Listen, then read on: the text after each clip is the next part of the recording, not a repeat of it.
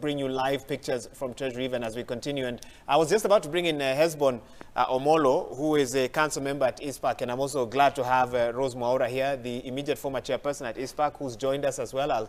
I'll give her a chance to settle down and allow her to weigh in. But Hesbon, we left Michael saying he feels a bit confused when he looks at the budget. He doesn't see its direction. Do you have a better perspective or a different one from him when you look at so far what's been tabled before Parliament? Thank you, Waigwa. I think where we are, I would agree with my colleague Kome. We are basically on what I would call autopilot. The ground crew who were supposed to put brakes on the aeroplane have basically abandoned their job. And we are in a scenario where the issues of vaccination has not been properly addressed. We have a 3.6 trillion budget. Out of that 3.6 trillion, we know that we can only raise about 1.7 trillion. As a percentage of GDP, we are talking about close to 15% in terms of revenue collection, against OECD benchmark of about 30% or thereabout. So as it is, we are already in a very bad situation. And the key thing would be, even as we read the budget today, we don't even know in 2020 what was the GDP of the country. We are still estimating because the department that was supposed to do that has not done it by April. So we are grappling in the dark and making estimates that we know may end up widening the deficit. So I think there's a lot of gaps in terms of this budget, and the realization that in another year we have elections, maybe somebody else will have to deal with it. But the key thing for me is if you have a budget that gradually the deficit keeps expanding, the revenue is growing at a faster rate, the budget deficit grows at a faster rate than our revenue streams, we can only head towards a cliff. And therefore, we need to step back, ask ourselves, even at a family level, if you are receiving a salary of 200,000, and you consistently do a budget of 360,000, borrowing consistently, hoping that things will get better, and you are not slamming brakes on some of your expenditure areas, and the key ones that would help you with recovery are also now left beside. Today, you would look at the PFM Act and wonder, did it really intend that you would not have recurrent expenditures financed from debt? Now we are there. You know, all into the chambers of Parliament. Hesbon, apologies for that. Carry on. And you were talking about autopilot. I want to hear more. Yes. So now, look at it this way. In the last 8 to 9 years, this current government has borrowed close to 7 trillion. And over that period, our ordinary revenue has grown by the same amount it grew over a net borrowing of 1 trillion. Now, the question then that it raises is, have we been borrowing and part of that money going towards funding corruption? Have we been budgeting for graft? Sorry, just say that again, and I want you to speak, say it in simple language for ordinary Kenyans. We've borrowed over 7 trillion Kenya shillings over the last 9 years. Yes. But our what the population is generating. Exactly. My point is, if you borrow money and plow it in an economy, yes, the expectation is that borrowing would eventually translate into more ordinary revenue, and of course the growth of the GDP. Now you have a situation where 7 trillion is borrowed, ordinary revenue has grown by about 600 billion. Previously, the same more or less revenue growth was achieved by a debt of about 1 trillion. Now that tells you that we've been budgeting for graft, that is one, or corruption. Then two, the way in which we structure some of the debt.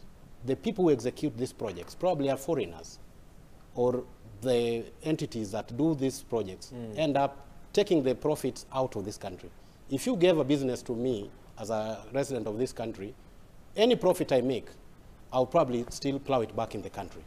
Now that's another angle, but the key thing I wanted to mention in terms of what you are raising, as far as the issue of the constant challenge of public debt, the expanding stalled projects, we need to think about... And pending bills. And pending bills. We need to change our accounting system. Our government uses IPSAS cash basis accounting, so that by the end of this financial year, those entities that have not spent their money, unless there are parastatals that have what you call the accrual system of accounting. All that money then you can't spend until you have a supplementary budget in the next financial year. Now, it's very easy to lose track, and in the process, some of these spending bills keep piling, and you end up not tracing where we are. Yet we have the Public Sector Accounting Standards Board, which we've operationalized. It's in place. We've consistently moved the target of when all government entities should move to accrual system. And that is what is largely used in the private sector. And nations that have adopted better accounting systems have used it. But imagine in your accounting books, a fixed asset worth so much is just expensed. So in terms of even tracing some of the investments we put in we put our money in, it's very difficult. So it's important that part of the conversation going forward is to enable the Public Sector Accounting Standards Board and the various government departments to migrate to an accrual system. It will be more easy to manage. Okay, let me bring in Rose as well, who is the former chair of ICPAK. And what do you hope to see differently this time round? I'm not sure if we expect to see anything differently. Most of the issues that the CS is going to read about has been shared in the budget policy statement. So nothing much in terms of anything new, but I would hope that going forward, we are able to reduce pressure on the common mwananchi, who is already overburdened. Okay. Therefore, we don't have additional taxes that overburden the common man, especially on essential commodities. Okay, Rose, how do you respond? They are warning us that there could be tough days ahead. Hesbon, let me get from you a picture of the region. Our economy has been dubbed time and time again as the biggest economy in the region. Yeah. Do the numbers still reflect that? Is that the reality, or is it a past perception that we are still holding on to? I think our economy is still comparatively very strong in this region. Of course, Ethiopia is fast closing in and passing us. Tanzania is closing in. But the wider context of all this is that we have growth in our economy, and that leadership role we have in the region is also masking a very untidy truth, that the huge economy we have is largely in the hands of very few people.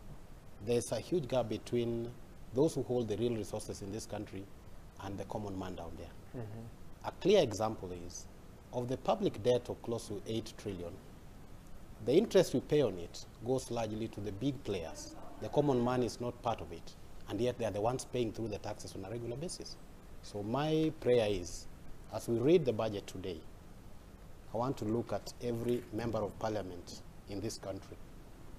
Every budget, including this one of 3.6 trillion today, you had authorized the CS in February. And therefore, you should not complain when the 3.6 trillion budget is read. Ultimately, when in 2 years' time or so, we hit the crash, because we've refused to accept the reality. We cannot live on a 3 trillion plus budget without crashing in the near future. We would have done it if our ordinary revenue was growing, but we've not internalized the gap. If we had known why a 7 trillion debt only brings here 600 billion increase in revenue, while somebody else very closely behind us took 1 trillion and gave us close to 600 billion. Let's learn something from there. What was it that Kibaki got right that we've not gotten right? Of course, there may be issues of graft here and there. That is where the fan hits the roof. And if we cannot fix that, we should not go for an expansionary budget, which eventually does not translate in increase in ordinary revenue, which would then sustain the service of the debt that we continue to incur. Is our budget or our economy expanding because of loans, would you say? Because if ordinary revenue is not growing as it should, what is giving our economy that term expansionary? What is making it grow if the people who make up that economy are not growing themselves? Help me understand in layman's terms. Of course, in understanding the GDP, there's an aspect of the consumption side of it. Foreign investment, what is it? But I want you to look at it this way. We are servicing that debt. Who are we paying this debt to? The public debt, we are paying close to 300 plus billion every year out of the ordinary revenue we get from common mwananchi. this money ends up back into government papers. It doesn't go back to the economy. The ordinary business person there is not able to borrow. In fact, when the banks come for foreclosure, they say, take the keys. We have several properties hanging with auctioneers. They can't even auction them. That is an indication that the economy is in serious problems. The common mwananchi there is not able to afford the basic of stuff. It means that the little they spend when they go buy bread still ends up in national kitty. A majority of it is interest paid to the commercial banks, the insurance companies. Who owns this? They are the big players. So they will continue putting this probably in the brick and mortar. Look at the county governments. The money that gets lost through corruption. The people who work in those counties, they own several concrete jungles in the villages. That money does not plow into the economy. But the common SME player, we have 8.6 billion as a stimulus package. That is where we need to put the money. The manufacturing sector that generates the revenue. These people who have the business acumen, they contribute close to 20% of our taxes. But how much are we giving them back? So those are the issues we need to put our emphasis on so that we can be able to turn around the country. But unfortunately, the leadership we have failed us. Probably the national government CDF fund should have been killed the way the courts decided. It has blinded our legislative role, and therefore our MPs have dropped the ball. And I want to focus our attention on our MPs. And Rose, I want you to come on